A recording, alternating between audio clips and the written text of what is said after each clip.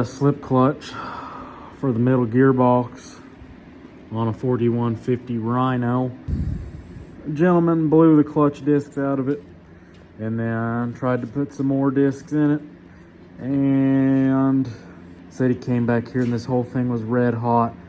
You can see the discoloration on it. Just to put a new one on it, no big deal. We've got one here. The entire setup, not cheap at all. New U-joint, also not cheap. So we'll see if we can get this knocked apart real quick and get this put in. I'm going to try and just knock this U-joint out, pop the pinch bolt loose, take the whole thing off, and then assemble the new U-joint. Got our last snap ring out. They were all pretty stuck in there, pretty standard stuff. Normally you can just take a little chisel and your hammer, it's hard to show, but and just knock that snap ring loose in the groove. A lot of extra paint will hold them in. Normally if you take and just smack, I'm gonna smack this yoke on both sides and that should drive this U-joint out of this clutch. And then I can take and turn it 180 and smack the yoke on this side and that side and knock the caps out of this yoke here. Little buddy's here to help, of course. He's all kinds of help. Realize I don't need to drive the yoke or the U-joint out of the yoke on the clutch because I'm replacing the whole clutch. It doesn't matter. He's got a shampoo bottle over there he's working on, but you can just take and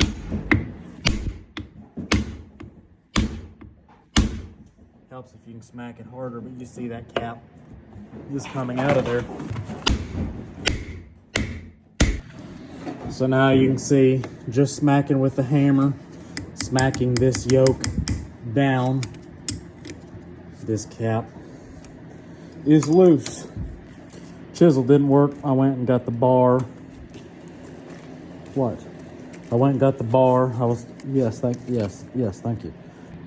Lower cap's removed. Dog's still going crazy over there. I've pulled this pinch bolt out of here, and this is a little bit of a unique one. Guess I've never had one of these apart. It's got a bunch of, looks like spring washers. That loose. Should be able to slide that up on the splines and hopefully. Are you helping? Yeah. So you can slide this back on the gearbox. That gives you plenty of room. But they sit like 38 snap rings. I don't know. And no grease zerk. That old one did not have a grease zerk. I thought it was greasable through a cap at first, but it's not. I've taken and removed that cap. It was just a little set screw. You want to do that when you're installing a U-joint that has grease like this. Most of them do, because this grease is going to want to go somewhere when you're pushing these caps together. They've got these seals. If you've got that plugged up, the air cannot go anywhere. It makes it really hard to get it put together. This yoke's in pretty good shape. They didn't go crazy with the paint. You got a bunch of paint or rust in that bore, you're gonna wanna clean that out. Next thing, it took me a long time to figure out how to put U-joints together without messing them up. Had lots of good mentors. One of the best tips I've ever found is take your caps. They are pre-greased, but there's not very much grease in there. Take and put a pretty good helping of grease in there to help hold those rollers in before you put it together.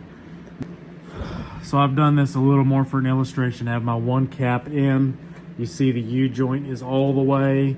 You know, if you're trying to get it pushed in and it's sticking out like that, you know, you've got something wrong. That dude is all the way in there. You can take and push this past the snap ring groove a little bit. Now you got to keep in mind, I do not have very much at all on the top of this yoke of this cap holding in. Doing that, what you see is I have the other side of my U-joint lined up over here. So I've got my cap I've got my extra grease in there. But get that thing started in there. And you see how that moves right over there. That means I've got my bearings lined up. You don't want to just start beating on this thing, but just kind of tap it. This one being everything's all new, that cap is going to slide right in. Things falling out of the vise. So that cap is seated all the way in to that U-joint. Now, what we're going to do, check and make sure we still have full mobility and that it's smooth.